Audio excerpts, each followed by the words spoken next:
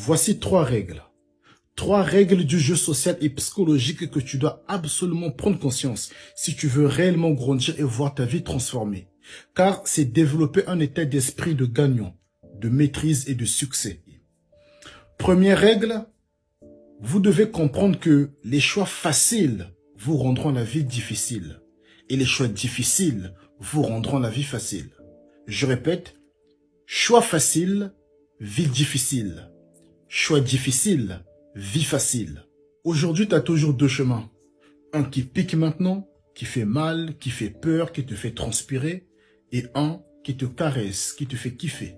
Te lever tôt pour bosser sur toi. Faire du sport, apprendre, te discipliner. C'est dur. Personne n'a envie. Mais dans 6 mois, 1 an, 5 ans, tu es libre. Tu te respectes puissamment et on te respecte. À l'inverse, rester dans le confort, scroller, procrastiner, fuir l'effort, se divertir à longueur de journée, ça c'est facile, très facile. Mais la facture salée arrive, toujours. Maladie, manque de confiance et d'estime, pauvreté, victimisation. C'est simple, soit tu paies maintenant ou tu paies plus tard, avec des intérêts. Le problème, c'est que la majorité des gens choisissent ce qui soulage sur le moment et c'est temps de souffrir sur la durée. Le chemin n'est pas difficile. Difficile, c'est le chemin. Deuxième règle à garder à l'esprit,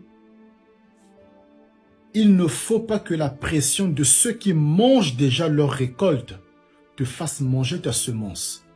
Je répète, il ne faut pas que la pression de ceux qui mangent déjà leur récolte te fasse manger ta semence. Autour de toi, tu vois des gens qui profitent. Ils voyagent, ils dépensent, ils s'affichent.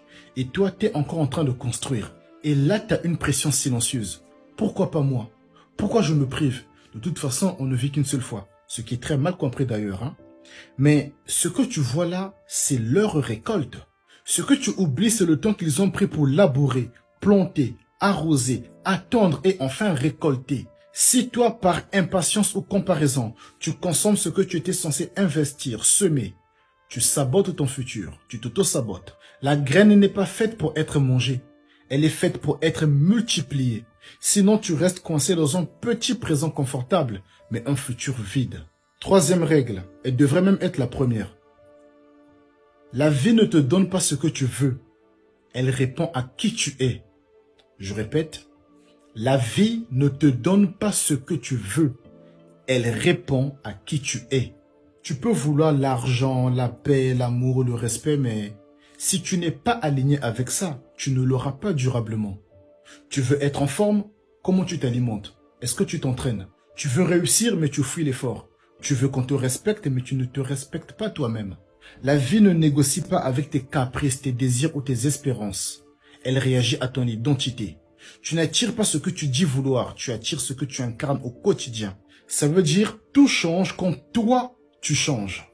Comme le disait Jim Rohn, change et ta vie changera. Pas avec des mots, avec des actes répétés. Arrête de chercher des raccourcis. Arrête de comparer ton début avec la fin des autres.